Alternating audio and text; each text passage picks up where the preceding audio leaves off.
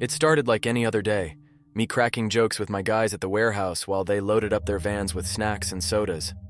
Jack, Jason, and Chris were my crew. Good friends I'd known forever and hired because, as I always said, if I'm going to the top, I'm taking my boys with me. And hey, it's worked so far. Business is booming and we've got vending machines all over town. "Hey Jason, nice of you to join us. Late again?" I called as he walked in, coffee in hand, clearly hungover. "Traffic?" he muttered, giving me a deadpan look. "Yeah, traffic between your bed and the kitchen," I shot back, making Chris snort. Jason flipped me off, but it was all good-natured. That's how we rolled. Work hard, joke harder.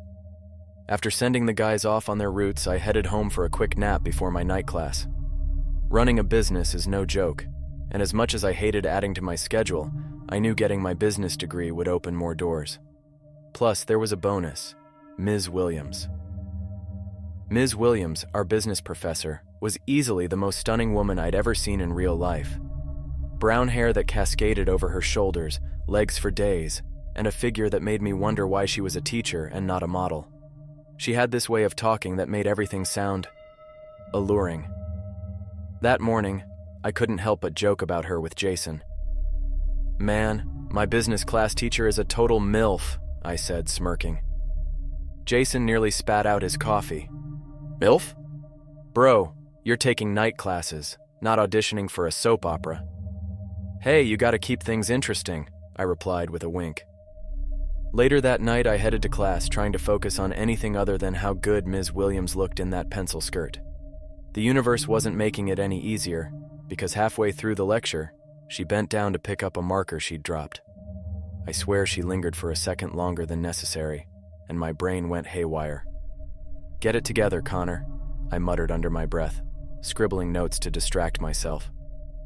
After class, I found myself behind Ms. Williams at the vending machine. Her candy bar was stuck and she was lightly tapping the glass. "Let me show you a trick," I said, stepping forward. "I own a few of these bad boys. You just gotta nudge it like this." With a light shove, the candy bar fell. She turned to me with a smile that could melt steel. "Thank you, Connor," she said, her voice silky. Then she winked and bit her lip before walking off. I barely slept that night. Her face burned into my brain. The next evening, she asked me to stay after class. "Connor, could you help me with something?" she said, gesturing toward a supply closet. "Of course," I replied, trying to play it cool even though my heart was racing. As I followed her into the closet, she closed the door behind us.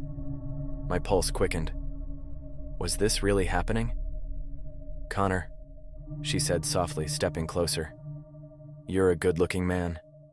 Do you like what you see?" "Hell yeah," I blurted out, my mouth suddenly dry. She smiled and started unbuttoning her blouse. My brain was screaming, "This is it. The dream is real." Then she stopped, her expression turning serious.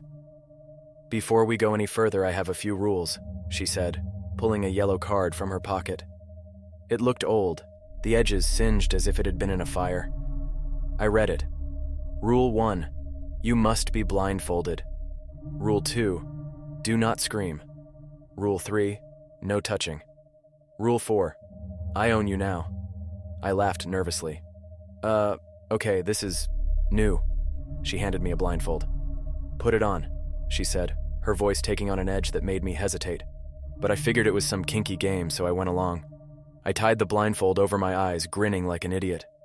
Then I felt her breath on my neck, her tongue trailing up to my ear before she bit down gently. A shiver ran down my spine. That's when I felt the sharp prick on my neck.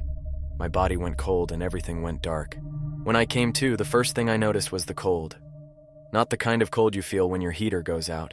This was bone deep, a chill that seemed to seep into my very soul. My head throbbed, and my limbs felt like they were made of lead.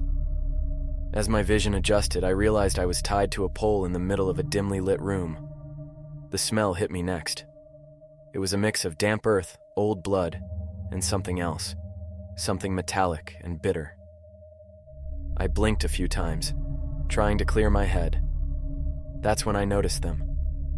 A group of figures stood around me, cloaked in black robes and wearing masks that looked like they were made of bone. They chanted in low, guttural tones, a language I didn't recognize. The flickering light came from torches mounted on the walls, casting eerie shadows that seemed to dance along with the chants. Panic surged through me. What the hell was this? Some kind of sick joke? "Hey!" I shouted, my voice cracking. "What the hell is going on? Let me go!" The chanting didn't stop. In fact, it seemed to grow louder, more intense. One of the figures stepped forward, holding a bowl that looked ancient, its surface stained with what I could only assume was blood. "Time for the sacrifice," the figure said, their voice distorted and hollow, as if it were coming from somewhere far away. "Sacrifice?" My voice wavered as I struggled against the ropes. "You've got the wrong guy. I'm just a vending machine guy, for crying out loud." The group didn't seem to care about my protests. Two of them approached and began untying me from the pole. My legs gave out as soon as I was free, and they dragged me toward a large stone table in the center of the room. No, I muttered, trying to find strength in my limbs. This can't be happening. This can't be real. They laid me on the table, and I felt the cold stone against my back. My wrists and ankles were quickly secured with thick leather straps. I was helpless. The figure with the bowl stepped closer, holding it above my head. "The offering must be made," they intoned. Another figure approached, this one holding a long, curved knife. The blade gleamed in the firelight, and I could see strange symbols etched into the metal. "No! Stop!" I screamed, thrashing as much as I could, but it was no use. The straps held me firm. The knife-wielding figure raised the blade high above their head, and I felt a surge of adrenaline. I wasn't going to die here, not like this. With every ounce of strength I could muster, I kicked out, my foot connecting with the figure's stomach. They stumbled back, dropping the knife with a metallic clatter. The group erupted into chaos, their chanting turning into panicked shouts. I seized the opportunity, managing to free one of my hands from the strap. I grabbed the torch from the wall nearest to me, swinging it wildly to keep them at bay. The flames cast frantic shadows, and the figures recoiled, their masks making them look like demons retreating into the darkness. I stumbled toward what looked like a doorway, my legs barely supporting me. Behind me, the chanting resumed, louder and more frenzied. "You can't escape!" one of them shouted. "Watch me!" I yelled back, adrenaline keeping me moving. The door led to a staircase, and I took the steps 2 at a time, the torch lighting my way. My lungs burned and my heart pounded in my ears, but I didn't stop. When I burst through another door at the top of the stairs, I was hit with a wave of normalcy that almost knocked me over. I was in the back room of a Starbucks. The smell of coffee beans and pastries was a stark contrast to the nightmare I'd just escaped. There was a man in an apron loading pastries into a display case. He turned to me, startled. "Hey, what are you doing back here?" I didn't answer. I ran past him, out the front door, and into the night. The cold air stung my face, but I didn't care. All I could think about was getting as far away from that place as possible. I spotted a car idling at the curb, its driver checking their phone. Without thinking, I yanked the door open, pulled the driver out, an older man who looked just as shocked as I felt, and jumped in. "I'm sorry," I shouted as I floored the gas pedal. The tires screeched, and the car shot forward. My hands were shaking as I drove, my mind racing. What the hell had just happened? Who were those people? And what the hell kind of class was I taking? I drove aimlessly, my knuckles white as I gripped the steering wheel.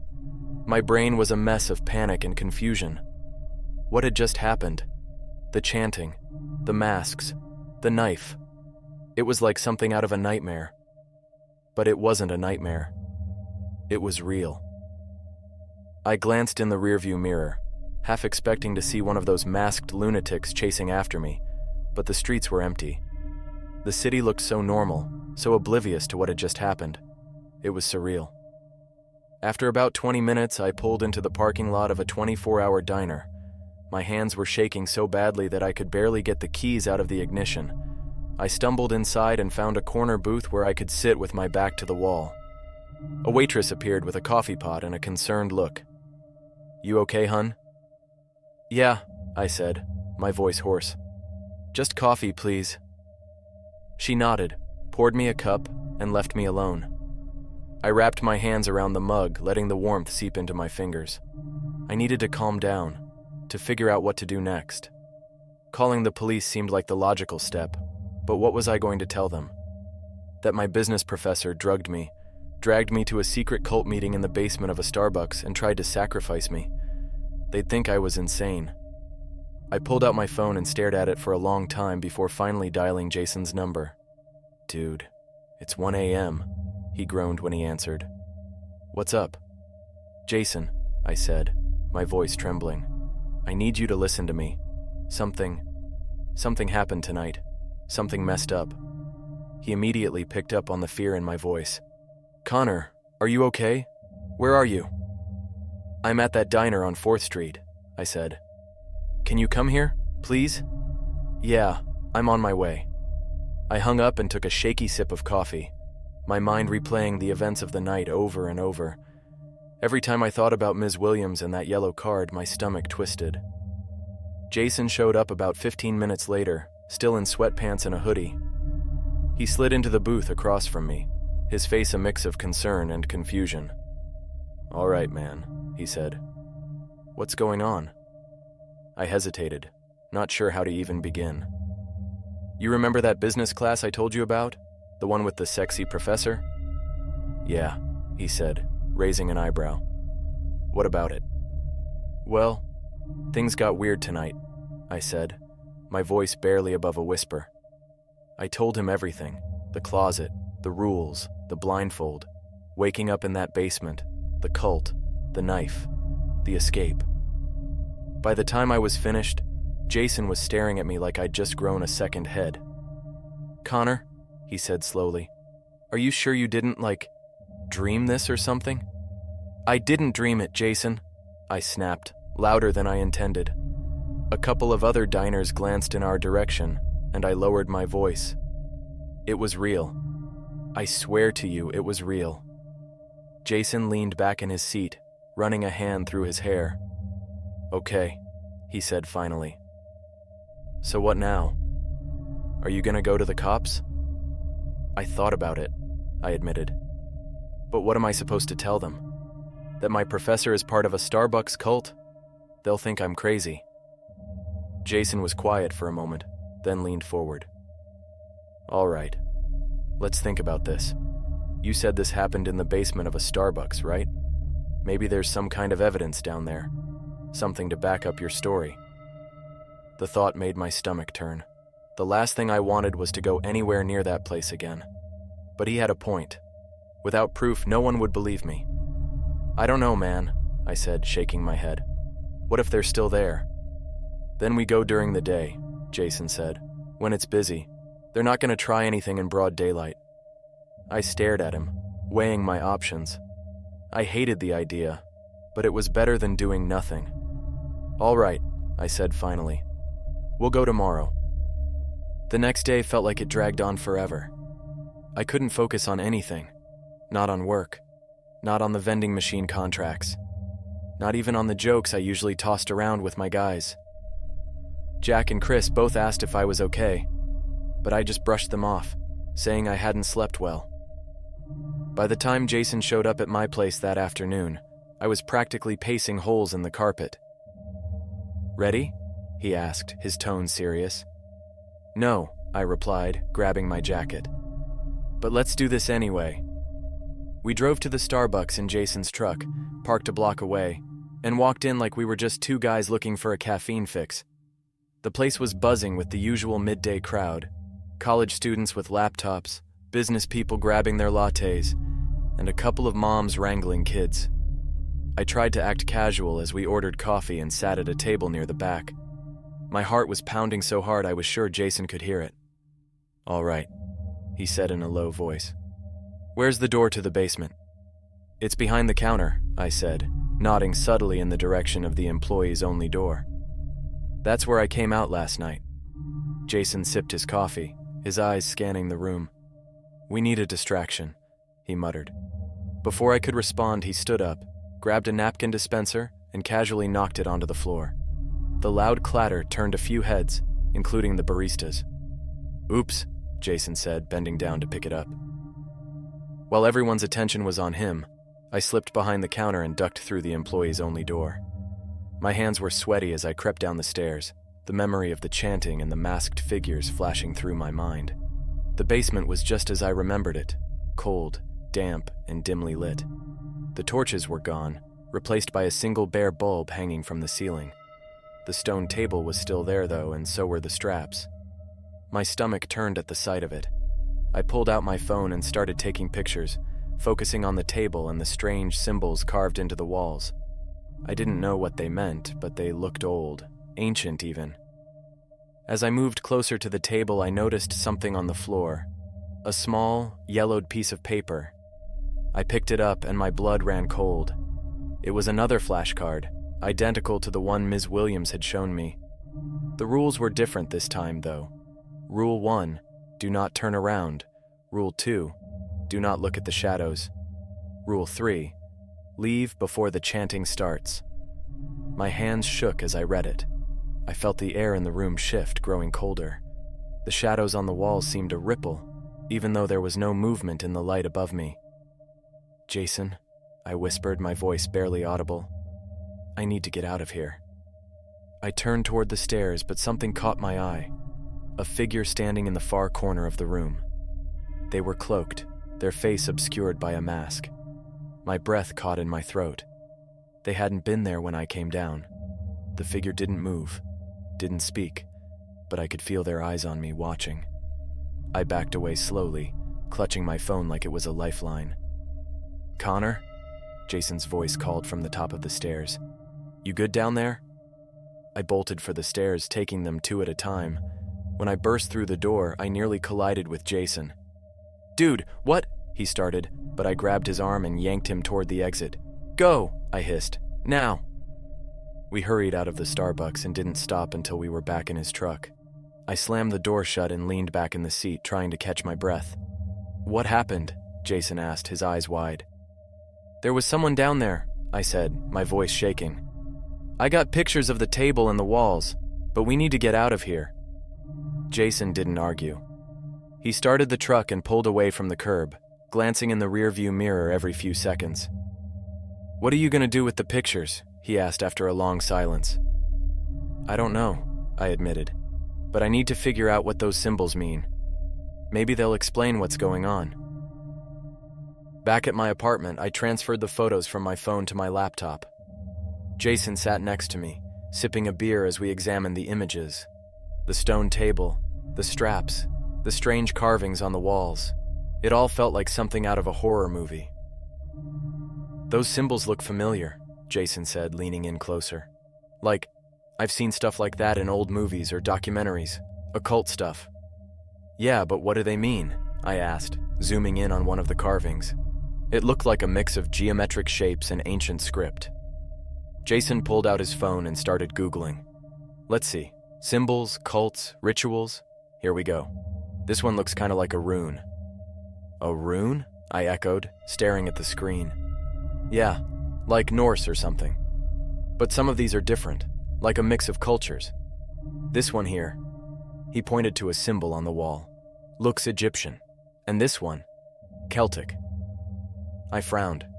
Why would a Starbucks basement have a mix of ancient symbols carved into the walls?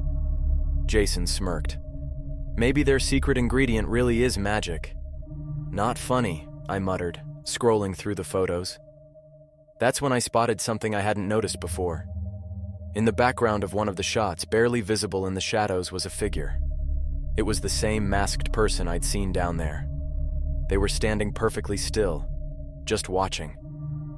My stomach turned. "Jason, look at this."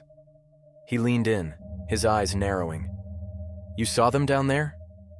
I nodded. They didn't move. They just stood there, staring. Jason sat back, running a hand through his hair. "Dude, this is messed up. You need to go to the cops." "They won't believe me," I said, shaking my head. "I'll just sound crazy." "Well, you can't just ignore this," Jason said. "What if they come after you?" That thought had crossed my mind more times than I cared to admit. I rubbed my temples, trying to think. "What about Ms. Williams?" Jason asked. "She's the one who got you into this mess. Maybe she knows what's going on. The thought of confronting her made my skin crawl, but Jason was right. She was the key to all of this. The next morning, I decided to skip work and pay Ms. Williams a visit. I couldn't risk seeing her in class and getting blindsided again. Her address wasn't hard to find. She lived in a modest house on the outskirts of town. Jason insisted on coming with me, and I was grateful for the backup. When we pulled up to her house, the place looked normal enough. A neat lawn, flower beds, a car in the driveway. But something felt off. The curtains were drawn, and there was a strange stillness to the air, like the house itself was holding its breath. "All right," Jason said, cracking his knuckles. "Let's do this." We walked up to the front door, and I rang the bell. For a long moment, nothing happened. Then the door creaked open, and there she was. Ms. Williams looked different. Gone was the polished, confident professor. She looked disheveled, her hair a mess and dark circles under her eyes. "Connor," she said, her voice soft but strained. "What are you doing here?" "I need answers," I said, trying to keep my voice steady. "What happened that night? What was that place? Who were those people?" Her expression darkened, and she glanced over her shoulder before stepping outside and closing the door behind her. "You shouldn't be here," she said in a hushed tone. "I didn't have a choice," I said. "You drugged me and left me to die in some cult ritual. I think I deserve an explanation." Her eyes darted to Jason, then back to me. "Keep your voice down," she whispered. "If they find out you're here—" "Who?" Jason interrupted. "The Starbucks gang? What are they gonna do? Overcharge us for coffee?" "Jason, not now," I muttered. Ms. Williams sighed, her shoulders slumping. "It's not what you think," she said. "I didn't have a choice. They own me." The last rule on the yellow card flashed in my mind. "I own you now." "Who are they?" I asked. She hesitated, then said, "They're older than you can imagine. They're not human, not entirely. They use rituals to sustain themselves, to feed." "Feed on what?" Jason asked, his tone skeptical. "On fear," she said, her voice barely above a whisper. "And sometimes, on blood." I felt the blood drain from my face. "Why me?" "They pick people who won't be missed," she said. "But you weren't supposed to survive." "Damn right I survived," I said, anger bubbling up inside me. "And now you're going to help me stop them." Her eyes widened. "You don't understand. You can't stop them. The best you can do is run, get out of town. Forget this ever happened." But I couldn't forget. Not after what I'd seen.